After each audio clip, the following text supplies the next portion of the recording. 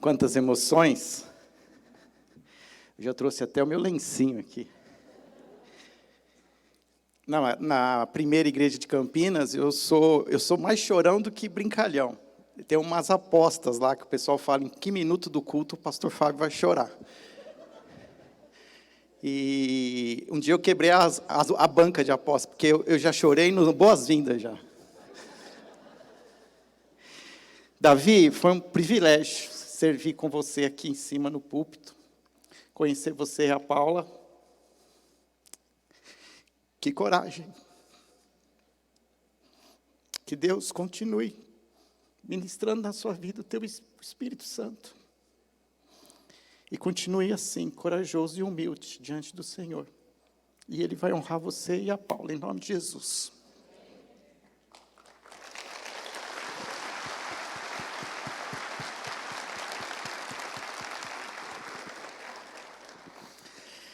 Eu quero mostrar para vocês as minhas riquezas.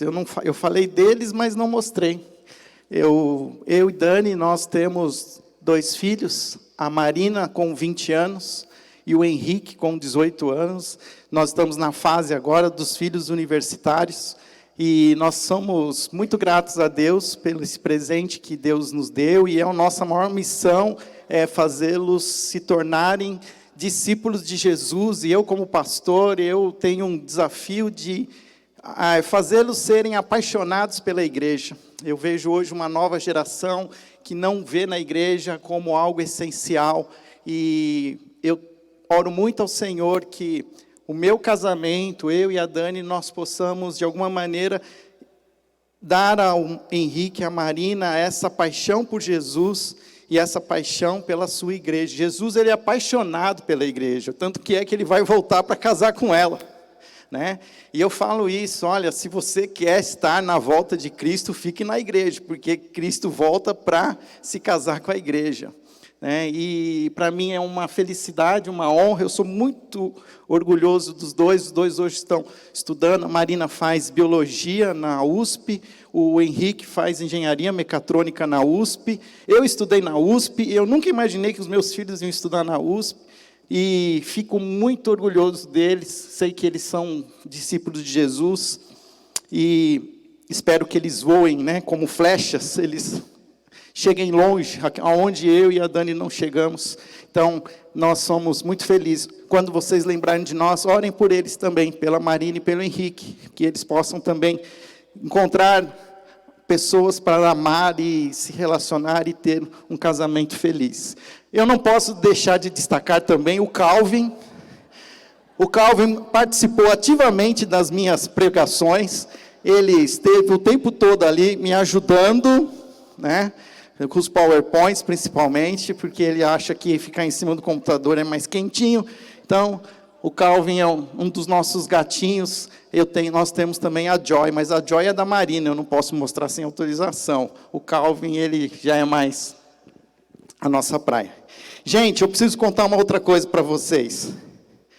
No dia 4 de setembro de 1999, eu e a Dani estávamos nos casando na Igreja Batista do Morumbi. Hoje nós estamos completando 23 anos de casados. Uhul! Conseguimos até aqui, Dani! Aqui, então, eu resgatei. A Dani não tinha visto daí. Essa semana eu peguei o álbum de fotos lá, e eu mostrei, olha só como eu estava novinho. Gente, estou parecendo aquela série lá de Beverly Hills, lá, Brandon Walsh. Ó, que legal, né? Eu tenho aprendido tanto com a Dani, tenho sido muito feliz ao seu lado, Dani.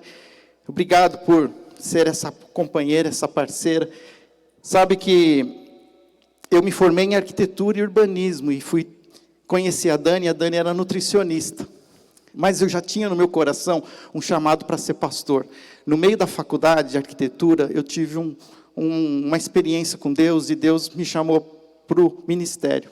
E uma das coisas que mais me deixava assim aflito era ter uma namorada. Porque eu queria ter uma namorada. E as coisas não funcionavam do jeito que eu queria que funcionasse. E eu tinha aquele jeito meio legalista, que eu fazia todas as coisas direitinho. Sabe aquele irmão mais velho que ficou na casa com o pai, enquanto o filho mais novo saiu de casa? Então, ele ficava em casa, eu fazia igualzinho. Eu trabalhava que nem um escravo para Deus, e Deus não dava para mim uma namorada, né? E era um negócio assim que me deixava louco. E eu fui para um acampamento, e esse acampamento eu falei para Deus que eu não ia ser mais crente, porque eu tinha levado um pé no acampamento, porque eu tinha a péssima costume de chegar no acampamento e falar para as meninas que eu gostava delas. Aí a menina falava, e eu não entendia nada do que ela falava, eu só entendia que ela não ia namorar comigo. E aí eu saí, eu voltei para o quarto e chorei, e eu falei assim, eu não vou ser mais crente, porque esse negócio de ser crente não funciona, porque tudo que eu faço tudo certinho, eu não fiquei com nenhuma menina no cursinho, eu não fiz não sei o quê, eu não fiz não sei lá, sou virgem até hoje, tal, e o Senhor não me dá uma namorada, não sou mais crente.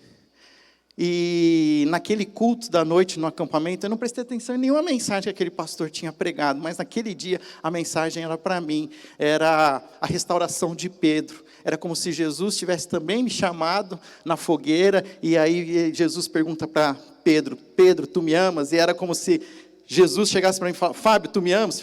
Jesus, eu te amo, mas está difícil, né? Ficar bebê até os 24 anos...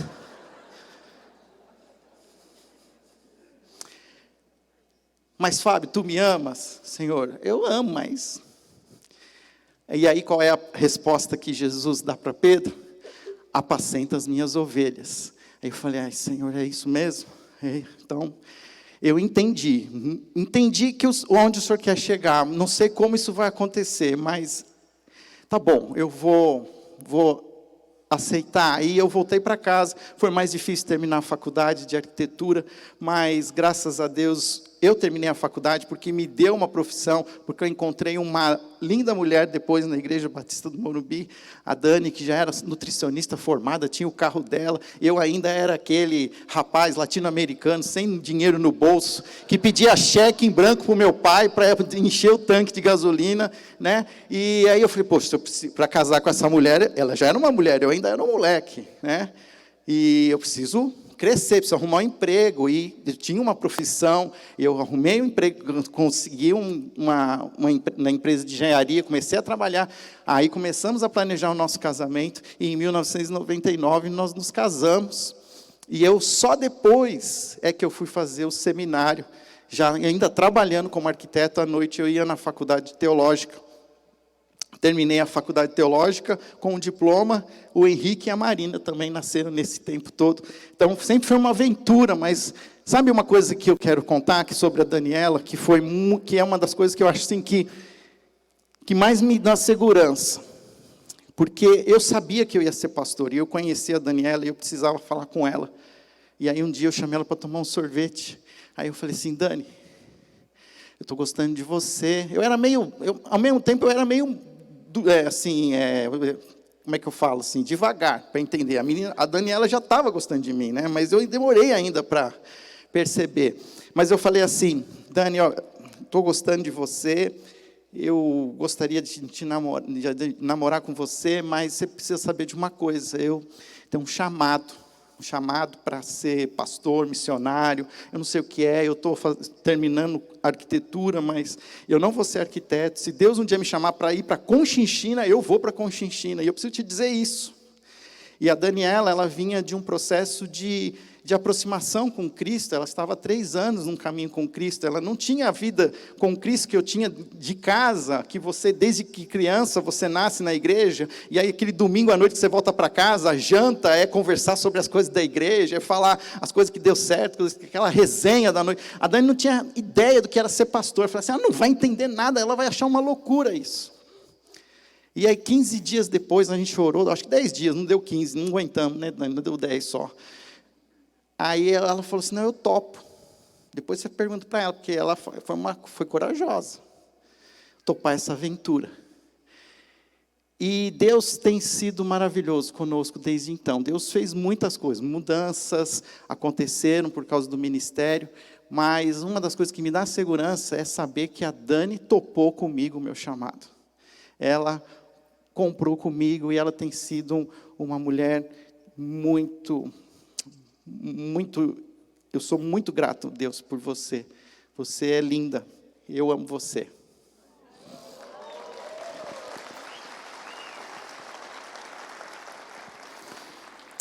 Nós estamos terminando e agora é exatamente a última sentença dos votos que a gente faz, que é até que a morte nos separe.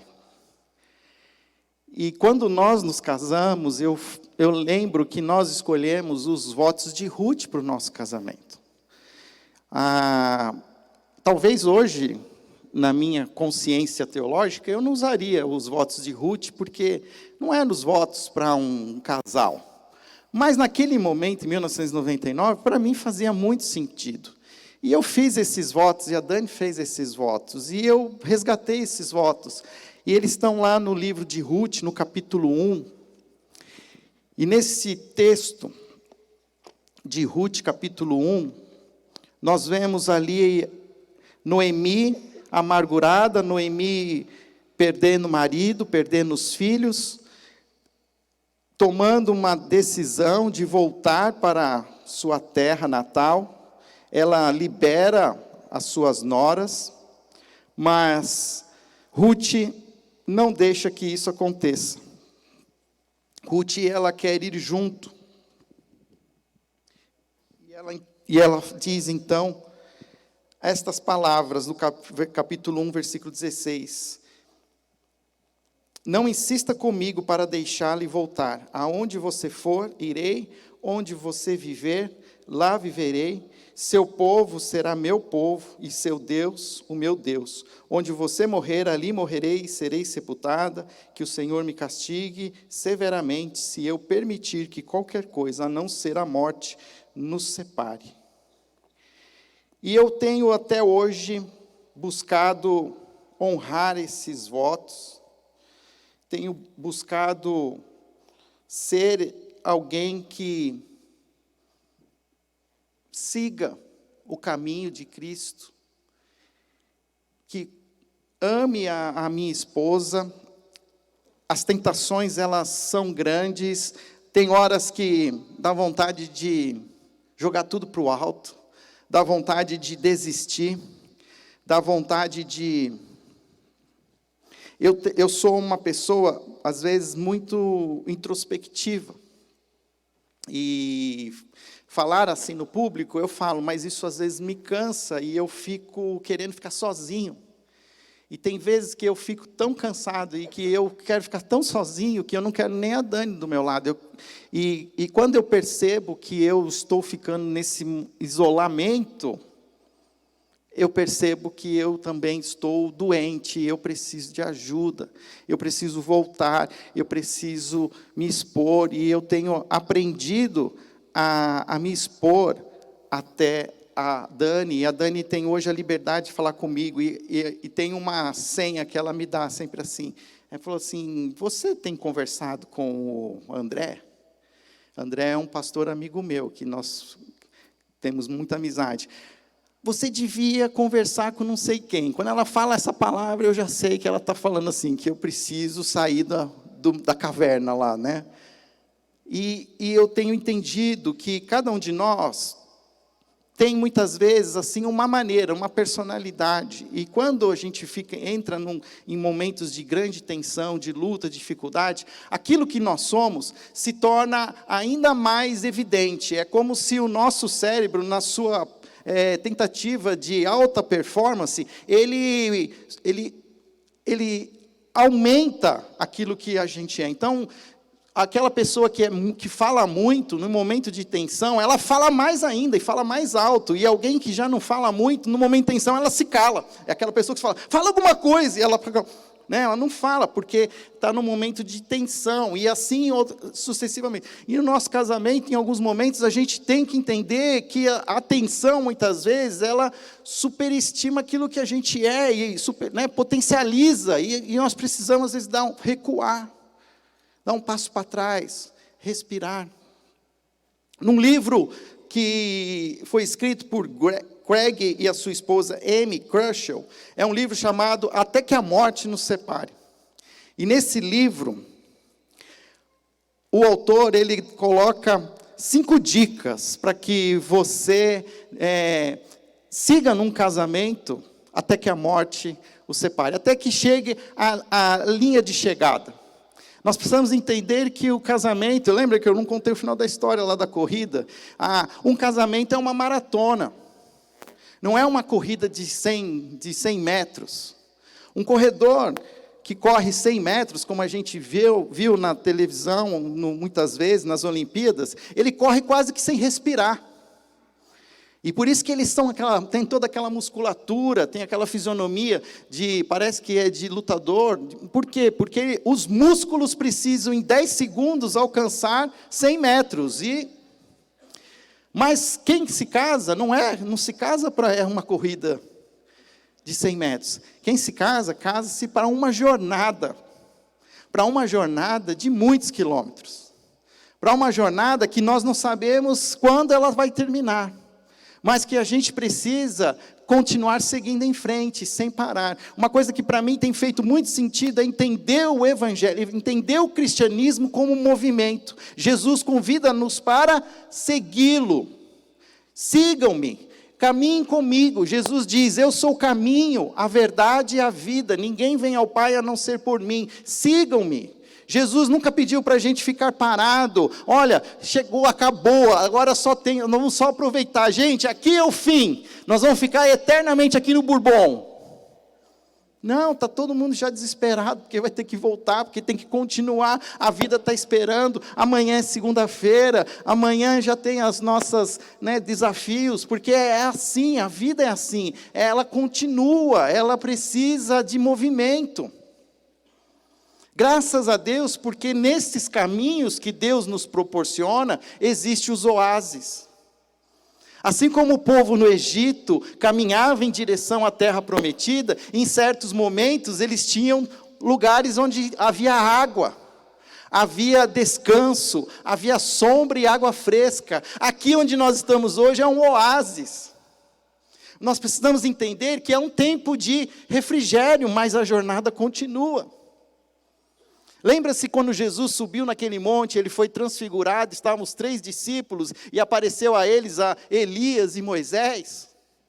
E aí Pedro, sempre Pedro, eu adoro Pedro, Pedro é o meu apóstolo preferido. Ele fala, Senhor, vamos construir aqui umas cabanas, e vamos ficar aqui até sexta-feira? Vamos emendar 7 de setembro, quarta-feira, é feriado, Vamos fazer isso, Senhor? E Jesus diz, não. A gente está em cima do monte hoje.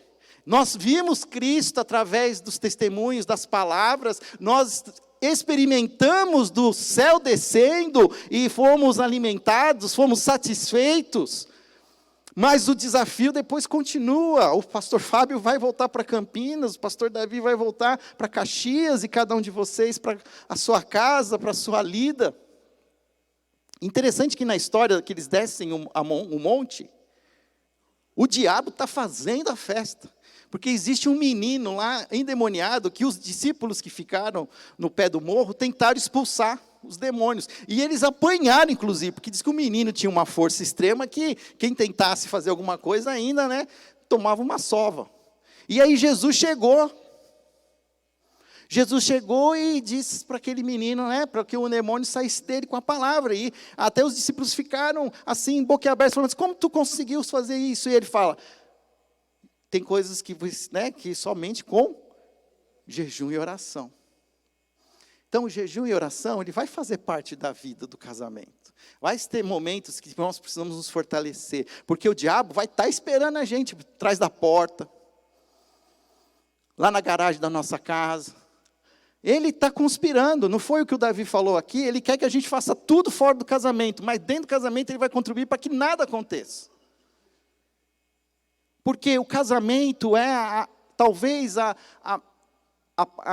aliança mais visível que existe, que pode até inclusive ilustrar para as outras pessoas o amor de Cristo pela sua igreja.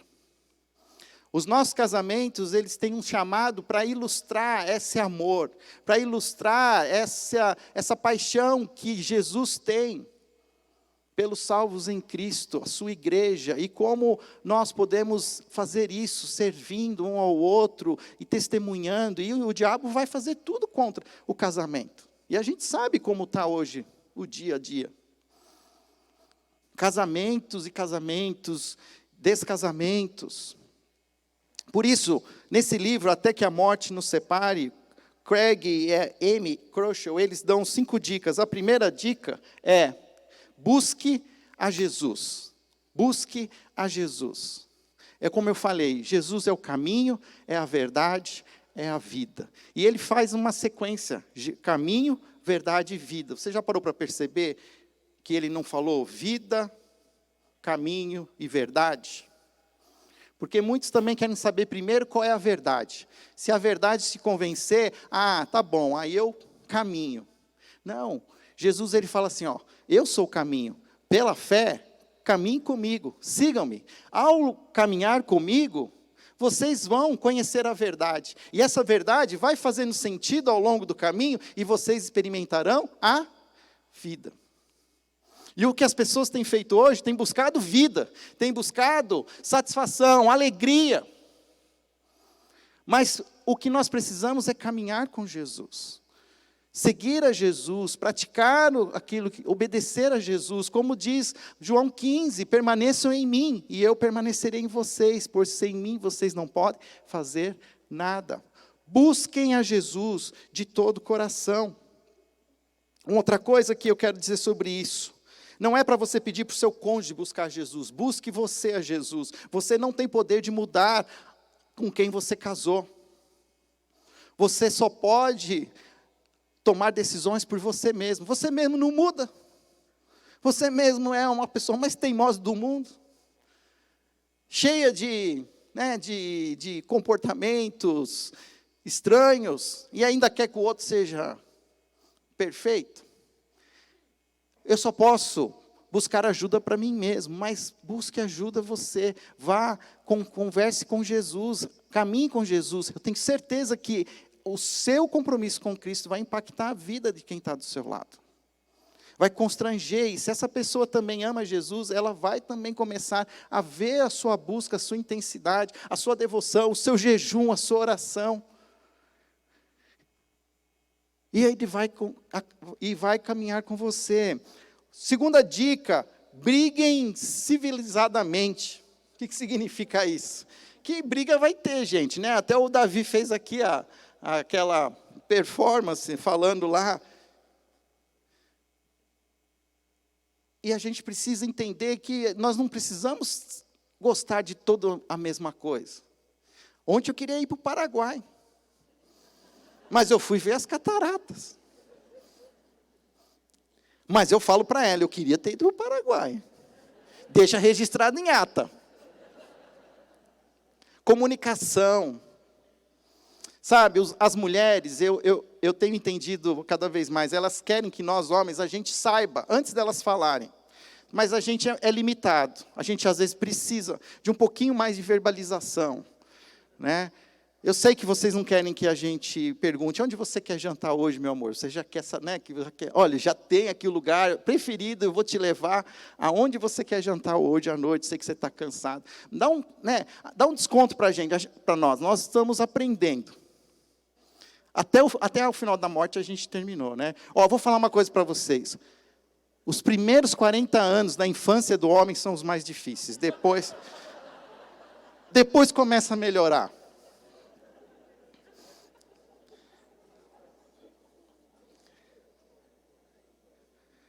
Caminhem, conversem. Olha, um livro que, esse não está esgotado, né? Eu só falo de livro esgotado, mas um livro que eu acho que todos deveriam ler, sempre. E é fácil de ler, é As 5 Linguagens do Amor. Já leram 5 Linguagens do Amor? É um livro é o meu primeiro livro que eu indico para quem vai se casar. Conheça a linguagem do amor da sua esposa. Conheça a linguagem do amor do seu marido. São 5 linguagens do amor: presente, toque físico, tempo de qualidade, palavras de afirmação e serviço.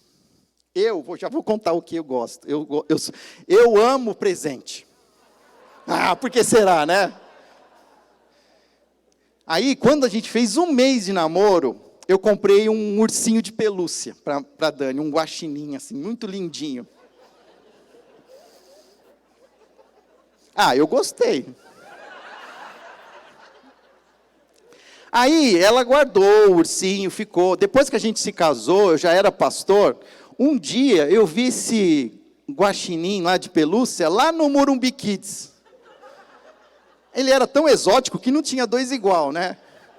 Eu voltei para casa e eu falei assim para Dani: Dani, você deu o guaxinim embora, você doou lá para a igreja, eu vi lá no Morumbi Kids. Por quê? Para mim, presente é a maneira como eu amo. Como eu amo a pessoa, eu dei um presente, e assim eu também quero receber presente. E eu achei que ela menosprezou o meu amor. Porque eu fui entender que a linguagem do amor dela não é presente. A linguagem do amor dela é serviço. Olha, é que na minha casa nós éramos em 3 homens, somos 3 homens. A minha mãe ensinou a gente a ajudar em casa. Então, sem querer, eu acertava, porque eu sabia fazer alguns serviços de casa. Mas eu entendi que para dizer para a Dani que eu a amo, quando ela fazia aquela comida gostosa, eu tinha que ir lá e lavar a louça. Ela se sentia amada quando eu lavo a louça. Eu sou o melhor lavador de louça hoje. Profissa. Agora a gente adquiriu, o Senhor nos concedeu comprar uma máquina de lavar louça. Mas você sabe que às vezes eu prefiro lavar a louça? Fiquei condicionado agora. Até me frustro quando não tem louça. Tira isso de mim, Senhor, me liberta. Mas eu entendi, e aí eu comecei a entender, porque às vezes eu trazia umas flores para a Dani, e ela falou: pagou quanto nessas flores? Olha o calor que está, amanhã elas estão tudo mortas. Por quê? Porque a linguagem do amor dela era outra. E a gente precisa entender a linguagem do amor um do outro. Hoje, ela conhece a minha linguagem do amor. Vocês acham que eu fui para Cataratas e não comprei nada? Eu comprei uma camiseta. Mas ela não falou nada, ela sabe que eu preciso e ela fica bem. Quando você casa com alguém que tem a linguagem do amor do presente, você precisa ter um pouquinho mais de dinheiro, porque vai ter que investir no amor. Mas hoje a gente se entende. E a gente caminha bem. Terceira dica: divirtam-se. Divirtam-se. Achei o máximo esse cartãozinho, onde nós temos o que eu ainda quero fazer ao seu lado. Sabe, escolham fazer coisas juntos, façam grandes aventuras. A Dani gosta de montanha, eu prefiro a praia. Mas eu tenho me divertido na montanha. Agora eu comprei uma bicicleta, eu e o meu filho, nós gastamos o freio da bicicleta descer na montanha. Mas a gente se diverte, a gente constrói histórias, a gente guarda memórias. Sonhe, divirtam-se. Guardem tempo para brincadeiras, para fazer coisas que vocês gostam. Eu gosto de ir no cinema. A Dani prefere esperar o filme chegar na televisão. Mas a gente escolhe alguns filmes que têm a ver um com o outro. E a gente vai junto ver os filmes. A gente se diverte. Ao mesmo tempo, eu sei que tem algum filme, eu falo: não, eu vou esperar chegar na televisão, porque daí eu vou assistir com a Dani. E assim, o que vocês gostam de fazer? Façam juntos, sonhem, se divirtam. A vida precisa desses tempos de refrigério. Se para vocês o retiro de casais é esse refrigério, já começa a sonhar com o próximo retiro. Amém? Eu também quero ir nesse retiro também. Nem sei quando vai ser, mas também já estou querendo um refrigério já, né? De novo, já. Mas divirtam-se, tenham férias juntos. Sabe, às vezes eu sei que tem aquela questão da economia, do dinheiro, então vende as férias, trabalha. Sabe, tem os ciclos, gente, a gente precisa respeitar os ciclos. Deus podia ter feito o mundo todo em um dia. Ele fez em 6 e ele colocou um ciclo do sábado, que é o do descanso. Coloque ciclos de descanso. Hoje a Dani ela trabalha numa escola, então as férias dela é férias escolares, então eu tiro férias. Já falei para todos os outros pastores que trabalham comigo, não sei quando vocês vão tirar férias, mas eu tiro junto com a Dani. Saiu as férias dela, a minha também. Ai, mas eu queria tanto. Falei, não, agora você espera, porque agora eu vou sair de férias com a Dani. Sabe, juntem, façam sonhos juntos. 4ª dica, mantenham a pureza. Aquilo que foi falado, foi a minha primeira palavra, inclusive. Não adulterarás, né? Mantenha-se fiel à sua esposa. Testemunho que o Davi deu aqui agora. Nós homens, a gente sabe das portas que existem e quais aquelas que a gente assedia. Vamos blindar os nossos corações, vamos blindar os nossos olhos. Olha, a integridade talvez seja uma das coisas mais importantes do casamento. Mantenha a sua integridade e o Senhor cuidará do seu casamento. O que faz, eu fico pensando muitas vezes, a gente faz muito barulho, mas mantém integridade. Como é que você mantém integridade? Você não quer dizer que você não cai, você não erra, mas quando erra você pede perdão, se reconcilia, busca ajuda, busca amigos. Tenho amigos homens, tenho amigos homens, mulheres, tenho amigas mulheres. Não façam o contrário. Eu não acredito em melhor amizade feminina e masculina. A minha melhor amiga é a Daniela. E não tem como, porque é brecha para o inimigo. Coloque os limites. Se não tem como, se não aguenta, não faz. Evite pessoas, evite circunstâncias, evite lugares.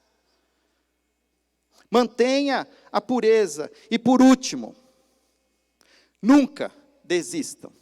Nunca desistam. Vamos falar juntos? Nunca desistam. Era o quilômetro 30 da maratona.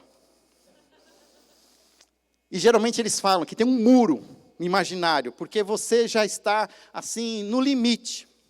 Ninguém treina para fazer 42 quilômetros, correndo 42 quilômetros. Na verdade, os 42 quilômetros, ele vai ser o máximo que você fez. Então, você treina até uns 30, 35, para você ganhar resistência. Mas depois, é aquele sprint final, é aquilo que você não faz mais com a sua força, você faz com o coração.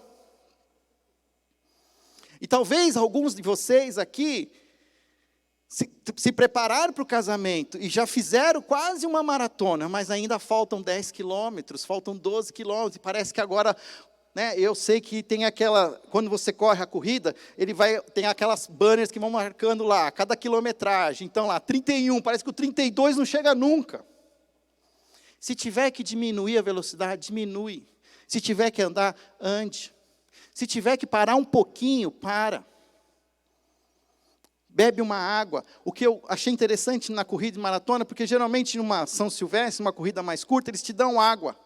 Mas quando você vai para uma maratona, até balinha, dão açúcar, chocolate. Eu sei que é só uma ilustração, tá, Davi? Mas, sabe, se alimentem, busquem alguma coisa que supra. Se precisar parar um pouquinho, para. Mas não desiste. Não desiste. E sabe qual era uma das coisas que mais, assim, estimulava a terminar a corrida? Uma vez eu estava fazendo uma meia maratona. E eu estava já meio cansado. E eu estava, assim, indo, mas já fazendo aquela pergunta, por que eu inventei de fazer isso? E aí apareceu um outro parceiro, de uma outra cidade. Eu moro em Vinhedo, ele é de Louveira, mas a gente já tinha se encontrado em outras corridas. E ele falou assim para mim, vamos, Fábio, a gente está voltando para casa.